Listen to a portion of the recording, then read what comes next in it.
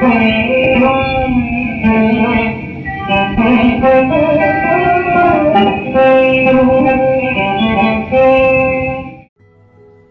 करती हूँ निर्मला उपन्यास का अध्याय 24। दिन गुजरने लगे। 1 महीना पूरा निकल गया, लेकिन मुंशी जी न लौटे, कोई खत भी न भेजा। निर्मला को अब नित्य यही चिंता बनी रहती कि वह लौटकर न आए तो क्या होगा। उसे इसकी चिंता न होती थी कि उन पर क्या बीत रही होगी, कहाँ कहाँ मारे मारे फिरते होंगे, स्वास्थ्य कैसा होगा। उसे केवल अपनी और उससे भी बढ़कर बच्ची की चिंता थी। गृहस्थी का निर्वाह कैसे होगा, ईश्वर कैसे बेड़ा पार लगाएंगे, बच्ची का क्या हाल होगा। उसने कतर व्योत करके जो रुपए जमा कर रखे थे, उसमें से कुछ न कुछ रोज कमी होती थी, मानो कोई उसकी देह से रक्त निकाल रहा हो। झुल्लाकर मुंशी जी को कोसती, लड़की किसी चीज के लिए रोती तो अभाग्नि कलमुही कहकर झल्लाती। यही नहीं, रुक्मणी का घर में रहना उसे कष्टकर जान पड़ता था, मानो वह उसकी गर्दन पर सवार है। जब हृदय जलता है तो बानी भी अग्नि में हो जाती है। निर्मला बड़ी मधुर भाषणीय स्त्री थी, पर अब उसकी गणना कर्कशाओं में की जा सकती थी। दिन भर उसके मुख से जली कटी बातें ही निकला करती थी। उसके शब्दों की कोमलता न जाने क्या हो गई, भावों के माधुर्य का कहीं नाम नहीं। भूंगी बहुत दिनों से इस घर में नौकर थी, स्वभाव की सहनशील थी, पर यह 8 पहर की बकबक उसे भी न सही गई। एक दिन उसने भी घर की राह ली, यहाँ तक कि जिस बच्ची को वह प्राणों से अधिक प्यार करती थी, उसकी सूरत से घृणा हो गई। बात बात पर वह घुरक पड़ती, कभी कभी मार बैठती। रुक्मणी रोती हुई बालिका को गोद में बैठा लेती और चुमकार कर दुलार कर चुप कराती। उस अनाथ के लिए अब यही एक आश्रय रह गया। निर्मला को अगर कुछ अच्छा लगता था तो वह सुधा से बात करना था। वह वहां जाने का अवसर खोजा करती थी।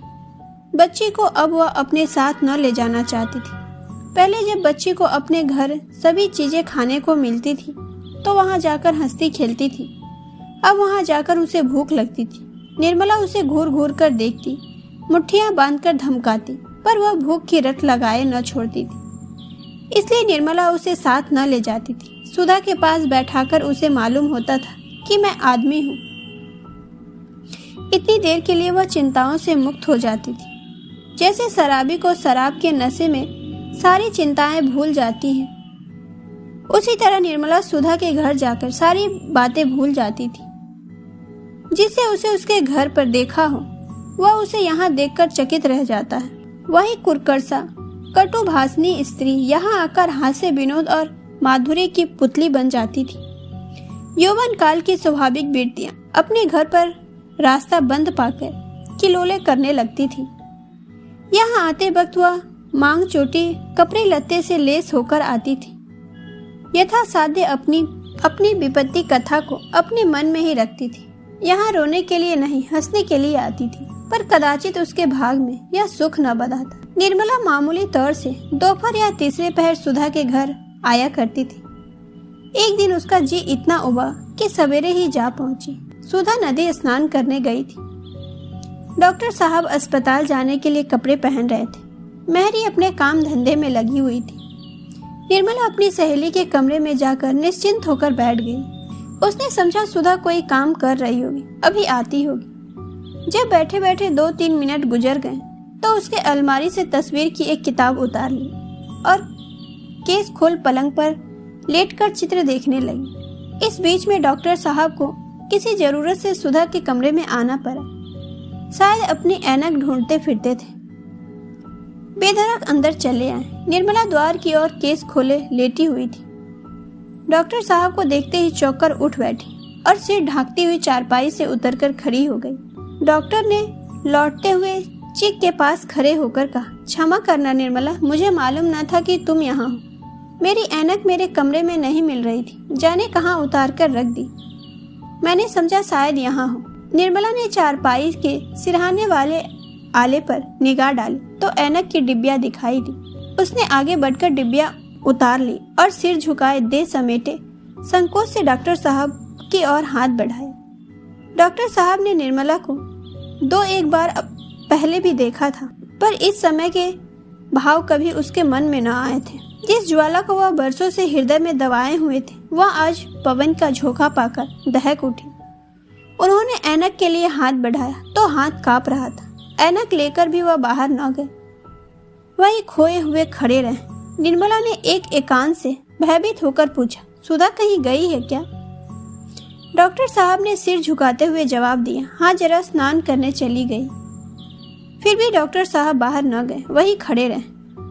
निर्मला ने फिर पूछा, कब तक आएगी? डॉक्टर साहब ने सिर झुकाए हुए कहा, आती होगी। फिर भी वह बाहर नहीं गए। उनके मन में घोर दिग्ध मचा हुआ था। औचित्य का धन नहीं, भीरुता का कच्चा तांगा उनकी जवान को रोके हुए था। निर्मला ने फिर कहा, कहीं घूमने घामने लगी होगी, मैं भी इस वक्त जाती हूँ। भीरुता का सच्चा तांगा टूट गया। नदी के कगार पर पहुंचकर भागती हुई सेना में अद्भुत शक्तियां आ जाती हैं। डॉक्टर साहब ने सिर उठाकर निर्मला को देखा और अनुराग के स्वर में बोले, नहीं निर्मला, अब आती ही होगी। अब ना जाओ, रोज सुधा की खातिर बैठती हो, आज मेरी खातिर बैठो। बताओ कब तक इस आग में जला करूं? सत्य कहता हूँ निर्मला। निर्मला ने कुछ और नहीं सुना। उसे ऐसा जान पड़ा मानो सारी पृथ्वी चक्कर खा रही, मानो उसके प्राण पर बर्जों का आघात हो रहा है। उसने जल्दी से अलगनी पर लटकती हुई चादर उतार ली और बिना मुंह से एक शब्द निकाले कमरे से निकल गए। डॉक्टर साहब खिसियाए हुए से रोना मुंह बनाए खड़े रहे। उसको रोकने या कुछ कहने की उनकी हिम्मत न पड़ी। निर्मला ज्यों ही द्वार पर पहुंची, उसने सुधा को तांगे से उतरते हुए देखा। सुधा उसे देखते ही जल्दी से उतरकर उसकी ओर लपकी और कुछ पूछना चाहती थी, मगर निर्मला ने उसे अवसर न दिया। तीर की तरह झपटकर चली गई। सुधा एक क्षण तक विस्मय की दशा में खड़ी रही। बात क्या है, उसकी समझ में कुछ न आ सका। व्यग्र हो उठी, जल्दी अंदर गई। मेहरी से पूछा कि क्या बात हुई। उसे मालूम हुआ कि कहीं हमारी मेहरी व नौकर ने उसे कोई अपमान सूचक बात कह दी है।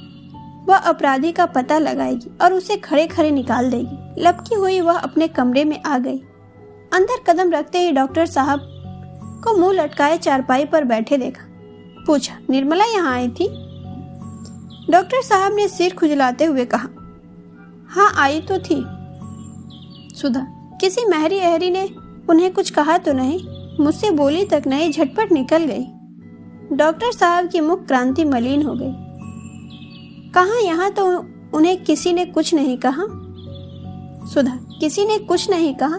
देखो मैं पूछती हूँ, ईश्वर जानता है, पता पा जाऊंगी तो खड़े खड़े निकाल दूंगी। डॉक्टर साहब सिर पिटाते हुए बोले, मैंने तो किसी को कुछ कहते नहीं सुना, तुम्हें उन्होंने देखा ना होगा। सुधा, वाह, देखा ही ना होगा। उसके सामने तो मैं तांगे से उतरी हूँ। उन्होंने मेरी ओर ताका भी, पर बोली कुछ नहीं। इस कमरे में आई थी। डॉक्टर साहब के प्राण सूखे जा रहे थे। हिचकिचाते हुए बोले, आई क्यों नहीं थी? सुधा, तुम्हें यहाँ बैठे देखकर चली गई होगी। बस किसी मेहरी ने कुछ कह दिया होगा। नीच जात है ना, किसी को बात करने की तमीज तो है नहीं। अरे ओ सुंदरिया, जरा यहाँ तो आ। डॉक्टर, उसे क्यों बुलाती हो? वह यहाँ से सीधे दरवाजे की तरफ गई, मेहरियों से बात तक नहीं हुई। सुधा, तो फिर तुमने कुछ कह दिया होगा। डॉक्टर साहब का कलेजा धक धक करने लगा। मैं भला क्या कह देता? क्या ऐसा गवार हूँ? सुधा, तुमने उन्हें आते देखा, तब भी बैठे रह गए।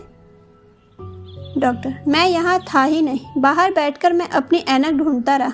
जब वहाँ न मिली तो मैंने सोचा शायद अंदर हो। यहाँ आया तो उन्हें बैठा देखा। मैं बाहर जाना चाहता था कि उन्होंने खुद पूछा, किसी चीज की जरूरत है? मैंने कहा, जरा देखना, यहाँ मेरी ऐनक तो नहीं है।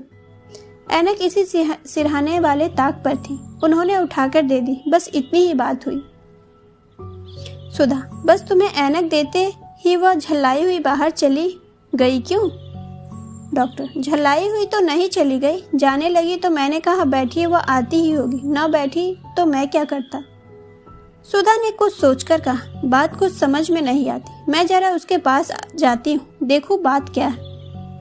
डॉक्टर, तो चली जाना, ऐसी जल्दी क्या है, सारा दिन तो पड़ा हुआ है। सुधा ने चादर ओढ़ते हुए कहा, मेरे पेट में खलबली मची हुई है, कहते हो जल्दी क्या है। सुधा तेजी से कदम बढ़ाती हुई निर्मला के घर की ओर 5 मिनट में जा पहुंची। देखा तो निर्मला अपने कमरे में चारपाई पर पड़ी रो रही थी और बच्ची उसके पास खड़ी पूछ रही थी, अम्मा क्यों रोती हो। सुधा ने लड़की को गोद में लिया और निर्मला से बोली, बहन सच बताओ क्या बात है, मेरे यहाँ किसी ने तुम्हें कुछ कहा। मैं सबसे पूछ चुकी, कोई नहीं बताता। निर्मला आंसू पोंछती हुई बोली, किसी ने कुछ कहा नहीं बहन, भला वहां मुझे कौन कुछ कहता। सुधा, तो फिर मुझसे बोली क्यों नहीं और आते ही आते रोने लगी। निर्मला, अपने नसीब को रो रही हूँ और क्या। सुधा, तुम यो न बताओगी तो मैं कसम रखा दूंगी। निर्मला, कसम न रखाना भाई, मुझे किसी ने कुछ नहीं कहा, झूठ किसे लगा दूं। सुधा, खाओ मेरी कसम। निर्मला, तुम तो नाहक जिद करती हो। सुधा, अगर तुमने न बताया निर्मला तो मैं समझूंगी तुम्हें मुझसे जरा भी प्रेम नहीं, बस जवानी जमा खर्च है। मैं तुमसे किसी बात का पर्दा नहीं रखती और तुम मुझे गैर समझती हो। मुझे तुम्हारे ऊपर बड़ा भरोसा था, अब जान गई कि कोई किसी क्या नहीं होता। सुधा की आंखें सजल हो गई। उसने बच्ची को गोद से उतार दिया और द्वार की ओर चली। निर्मला ने उठकर उसका हाथ पकड़ लिया और रोती हुई बोली, सुधा मैं तुम्हारे पैरे पड़ती हूँ, मत पूछो, तुम्हें दुख होगा और शायद मैं अपना मुंह न दिखा सकूं। मैं अभाग्नि न होती तो यह दिन क्यों देखती।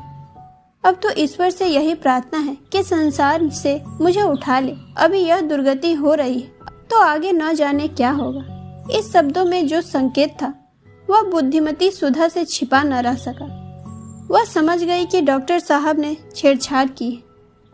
उनका हिचक कर बातें करना और उसके प्रश्नों को टालना, उनकी वह ग्लानियम क्रांतिहीन मुद्रा उसे याद आ गई। वह सिर से पांव तक कांप उठी। बिना कुछ कहे सुने सिंहनी की भांति क्रोध से भरी हुई द्वार की ओर चली। निर्मला ने उसे रोकना चाहा पर न